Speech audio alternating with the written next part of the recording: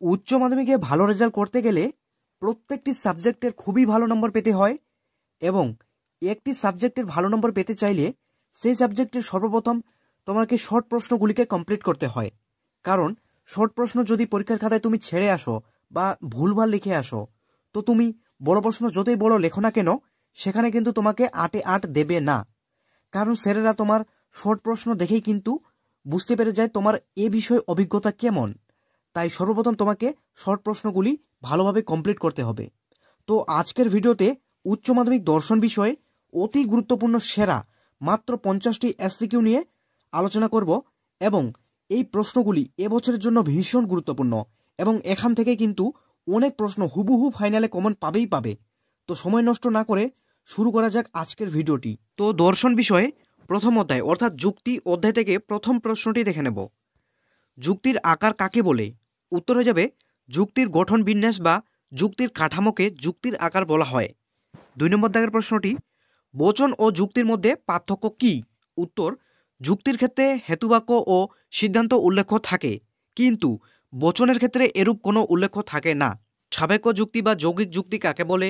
উত্তর, যে অবরোহ যুক্তির অন্তত একটি অবয়ব সাপেক্ষ বচন তাকেই সাপেক্ষ যুক্তি বলে।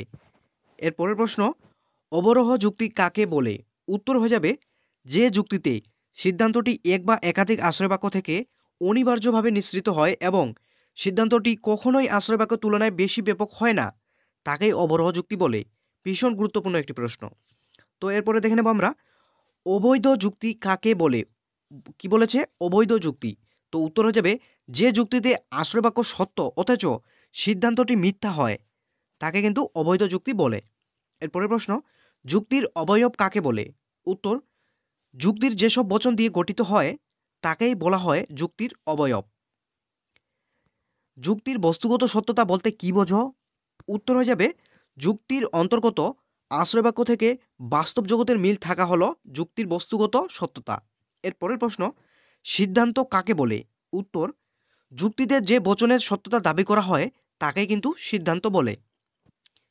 এর পরের প্রশ্ন, যুক্তি কাকে বলে? ভাষায় প্রকাশিত অনুমানকে বলে যুক্তি। তো এরপর চলে আসবো আমরা তৃতীয় অধ্যায় অর্থাৎ বচনের বিরোধিতা। এই অধ্যায় থেকে প্রথম প্রশ্নটি দেখে নেব, বচনের বিরোধিতা একটি শর্ত লেখ। উত্তর, বচনের বিরোধিতার ক্ষেত্রে বচন দুটি উদ্দেশ্য ও বিধেয় পদ এক বা অভিন্ন হবে। 11 নম্বর দাগের প্রশ্নটি দেখে নেব, কোনো কোনো ছাত্র নয় মেধাবী, এ বচনটির বিরুদ্ধ বচন লেখ। কোনো কোনো ছাত্র নয় মেধাবী, এটি অবচন। অবচনের বিরুদ্ধ পদ কি হয়? এ বচন। তাহলে কি হয়ে যাবে উত্তর? সকল ছাত্র হয় মেধাবী। তো এই প্রশ্নগুলি এভাবেও ঘুরে ফিরে আসতে পারে। তো তোমরা যদি কোন কোন বচনের সঙ্গে কোন কোন বিরোধিতা থাকে এই বিষয়টা তোমরা যদি কনসেপ্টটা যদি ক্লিয়ার হয় তোমার, তো এখান থেকে যে কোনো প্রশ্ন আসুক না কেন তোমরা অবশ্যই অবশ্যই লিখে আসতে পারবেই। তো এরপরে দেখে নেব আমরা 12 নম্বর দাগের প্রশ্নটি, বিপরীত বিরোধিতা ও বিরুদ্ধ বিরোধিতার মধ্যে পার্থক্য দেখাও। তো উত্তর কি হবে? বিপরীত বিরোধিতার ক্ষেত্রে বিরোধী বচন দুটির মধ্যে কিন্তু গুণগত পার্থক্য দেখা যায় এবং অপরদিকে বিরুদ্ধ বিরোধিতার ক্ষেত্রে কিন্তু গুণগত এবং পরিমাণগত উভয় পার্থক্য দেখা যায়। এরপরে 13 নম্বর দাগের প্রশ্নটি দেখে নেব, বিপরীত এবং অধীন বিপরীত বিরোধিতার মধ্যে পার্থক্য কি? উত্তর, একই উদ্দেশ্য ও একই বিশিষ্ট দুটি সামান্য বচনের মধ্যে কিন্তু বিপরীত বিরোধিতা হয় এবং অপরদিকে একই উদ্দেশ্য ও একই বিধেয় পদ বিশিষ্ট দুটি বিশেষ বচনের মধ্যে কিন্তু অধীন বিপরীত বিরোধিতা হয়। তো এরপরে 14 নম্বর দাগের প্রশ্নটি দেখে নেব, অসম বিরোধিতা উদাহরণ লেখো। এ বচন সব ধাতু হয় দামি, এ বচনের অসম বিরোধিতা বচন হবে আই বচন, কোনো কোনো ধাতু হয় দামি। এরপরের প্রশ্ন, বিরুদ্ধ বিরোধিতার উদাহরণ লেখো। সকল ছাত্র হয় মেধাবী, এ বচন, এর বিরুদ্ধ বিরোধিতা হয়ে যাবে অবচন, কোনো কোনো ছাত্র নয় মেধাবী। তো এটি টাইপিং মিস্টেকে আই হয়ে গেছে, তো এটি অবচন হবে। এরপর 16 নম্বর দাগের প্রশ্নটি দেখে নেব, অসম বিরোধিতার সত্যতার নিয়মটি লেখো। উত্তর হয়ে যাবে যে অসম বিরোধিতার সম্বন্ধযুক্ত সামান্য বচনটি সত্য হলে বিশেষ বচনটি সত্য হবে, কিন্তু সামান্য বচনটি মিথ্যা হলে বিশেষ বচনটি কিন্তু অনিশ্চিত হবে। তো এরপরের প্রশ্নটি দেখে নেব, অধীন বিপরীত বিরোধিতার একটি দৃষ্টান্ত দাও। উত্তর, কোনো কোনো ছবি হয় সুন্দর, আই বচন, এর অধীন বিপরীত বিরোধিতা হয়ে যাবে অবচন, কোনো কোনো ছবি নয় সুন্দর। তো এরপরে চতুর্থ অধ্যায় অর্থাৎ অমাধ্যম অনুমান, এই অধ্যায় থেকে প্রথম প্রশ্নটি দেখে নেব, আবর্তনের ব্যাপ্যতার সংক্রান্ত নিয়মটি কি? উত্তর হয়ে যাবে যে পদ আশ্রয়বাক্যে ব্যাপ্য নয় সেই পদ সিদ্ধান্ত ব্যাপ্য হতে পারবে না। তো এর পরের প্রশ্নটি, সকল মানুষ হয় বুদ্ধিবৃত্তি সম্পন্ন। বচনটির আবর্তন করো। এ হবে সকল মানুষ হয় বুদ্ধিবৃত্তি সম্পন্ন। এ বচনের আবর্তন আই বচন হয়। উত্তরে যাবে কোনো কোনো বুদ্ধিবৃত্তি সম্পন্ন জীব হয় মানুষ, আবর্তিত। তো এরপরে 17 নম্বর দাগের প্রশ্নটি দেখে নেব। এ বচনের সরল আবর্তনের একটি উদাহরণ দাও। উত্তরে যাবে সকল বাঙালি হয় ভারতীয়। এর হয়ে যাবে উত্তর হয়ে যাবে সকল ভারতীয় হয় বাঙালি। উদ্দেশ্যবিধেয় কিন্তু চেঞ্জ হয়ে যাবে।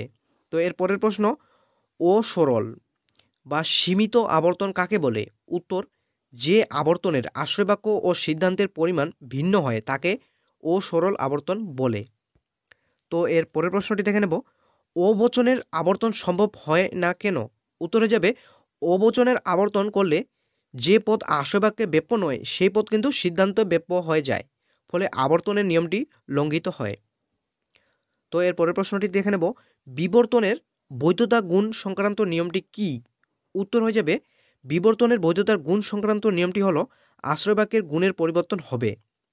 তো তোমাদেরকে আবারও জানিয়ে রাখি, এই প্রশ্নপত্রে বলা প্রত্যেকটি প্রশ্ন ভীষণ গুরুত্বপূর্ণ এবছরের জন্য, এবং একটি প্রশ্নও তোমরা কিন্তু মিস করবে না।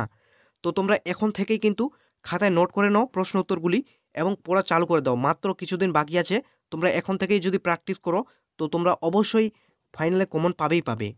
তো এরপর চলে আসবো আমরা ষষ্ঠ অধ্যায় থেকে, প্রাকল্পিক ও বৈকল্পিক ন্যায়। প্রথম প্রশ্নটি দেখে নেব। গঠনমূলক প্রাকল্পিক ন্যায় বা এমপি এর আকার দেখাও। যদি এভাবে থাকে প্রশ্ন, তো উত্তর হয়ে যাবে যদি পি তবে কিউ, পি অতএব কিউ। তো প্রশ্নটি ভীষণ গুরুত্বপূর্ণ। 22 নম্বর দাগের প্রশ্নটি, পূর্বগ অস্বীকারজনিত দোষ বা পূর্বগ নিষেধ দোষ কখন ঘটে? উত্তর হয়ে যাবে প্রাকল্পিক যুক্তির ক্ষেত্রে অপ্রধান হেতুবাক্যকে পূর্বগকে আগে অস্বীকার করে সিদ্ধান্তে অনুগকে অস্বীকার করলেই পূর্বগ অস্বীকারজনিত দোষ ঘটে। এরপরের প্রশ্ন, অনুগ স্বীকারজনিত দোষ বা অনুকল্প দোষ বা অনুকল্প পরিগ্রহণ দোষের একটি উদাহরণ দাও। তো এই প্রশ্নগুলি এইভাবেও আসতে পারে, এই তিনভাবে। তো উত্তর কিন্তু সেম হবে। উত্তর হয়ে যাবে যদি সমা পাস করে তবে রোমা পাস করবে, রোমা পাস করেছে অতএব সমা পাস করেছে। তো এরপরে দেখে নেব পরের প্রশ্ন, বিসংবাদী বৈকল্পিক বচনের একটি উদাহরণ দাও। উত্তর হয়ে যাবে হয় সে স্কুলে আছে অথবা বাড়িতে আছে। বিসংবাদী বিকল্প কাকে বলে? উত্তর, যে প্রকার বৈকল্পিক বচনের বিকল্পগুলি পরস্পরের বিরুদ্ধে হয় এবং একসঙ্গে সত্য হতে পারে না তারা বিকল্প। তো তারপর নেক্সট প্রশ্নটি দেখে নেব। অবিসংবাদী বৈকল্পিক বচনের একটি উদাহরণ দাও। উত্তরে যাবে হয় লোকটি সাহিত্যিক অথবা নাট্যকার। এর পরের প্রশ্ন, একটি মিশ্র বৈকল্পিক ন্যায় অবৈধ হলে কি দোষ হয়? উত্তর, একটি মিশ্র বৈকল্পিক ন্যায় অবৈধ হলে বিকল্প স্বীকারজনিত দোষ হয়। 27 নম্বর দাগের প্রশ্নটি, প্রাকল্পিক নিরপেক্ষ ন্যায়ের বৈধতার প্রথম নিয়মটি লেখো। উত্তর হয়ে যাবে প্রাকল্পিক বচন পূর্বগকে নিরপেক্ষ হেতুবাক্যে স্বীকার করার পর সিদ্ধান্তে অনুগকে স্বীকার করতে হয়। তো এরপর দেখে নাও তোমরা এমপি এবং এমটির ফুল ফর্মগুলি। তো এই প্রশ্নগুলি এমসিকিউ আকারেও আসতে পারে এবং এসসিকিউ আকারেও আসতে পারে। তো দেখে নাও এমপির ফুল ফর্ম হচ্ছে মোডাস পোনেন্স এবং এমটির হচ্ছে মোডাস টোলেন্স। তো এরপরে সপ্তম অধ্যায় চলে আসবো আমরা।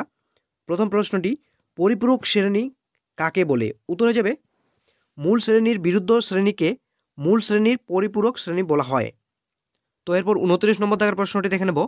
এ বচনের বুলীয় রূপ বা বুলীয় ভাষ্য কি হবে? উত্তর হয়ে যাবে S P bar is equal to 0। তো এখানে একটু টাইপিং মিস্টেক হয়ে গেছিল, তোমরা ভালোভাবে দেখে নিবে। এরপরে চলে আসবো আমরা পরের প্রশ্নটি, অস্তিত্বমূলক তাৎপর্য কাকে বলে? উত্তর হয়ে যাবে কোনো বচন উচ্চারিত হওয়ার মাত্র বচনটির উদ্দেশ্য পত্তির বাস্তবে অস্তিত্ব আছে যদি এমন বোঝায়, তাহলে বচনের এই বাস্তব অস্তিত্বকে বোঝানো ক্ষমতাকেই বলা হয় বচনের অস্তিত্বমূলক তাৎপর্য।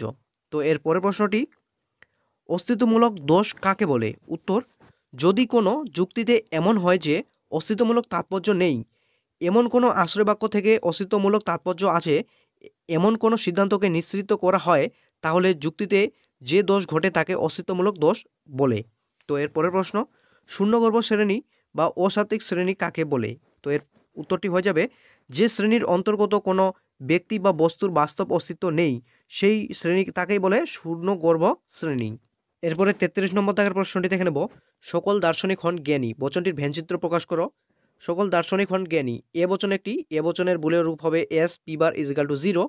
তো এর ভেনচিত্রটি তোমরা দেখে নাও, দেখতে পাচ্ছ এভাবে হবে। তো এরপরে ভূত নেই, তো বৃত্তর ভিতর শ্যাডো হবে, তোমরা দেখে নাও। সকল ও এস হয় পি, প্রথমে বুলীয় রূপ করে নেব S bar P bar is equal to 0। তো এর ভেনচিত্রটি এভাবে হয়ে যাবে।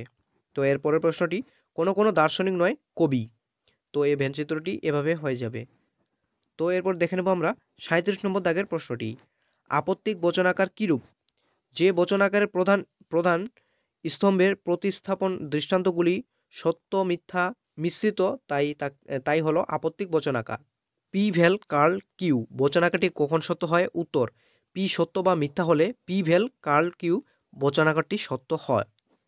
তো এরপরের প্রশ্ন, P triple bar curl P বচনটি কখন মিথ্যা হয়? উত্তর হয়ে যাবে, পি সত্য বা মিথ্যা হলে P triple bar curl P বচনটি মিথ্যা হয়।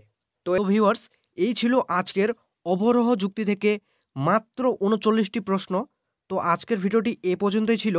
তো এর নেক্সট ভিডিওয়ে তোমাদেরকে আরোহ যুক্তি থেকে মাত্র 20টি এসিকিউ বলে দেওয়া হবে সেরা, যেগুলি তোমরা কমন পাবেই উচ্চ মাধ্যমিকে। তো দেখা হচ্ছে সে নেক্সট ভিডিওয়ে। ততক্ষণ তোমরা ভালো থাকো, সুস্থ থাকো, ধন্যবাদ।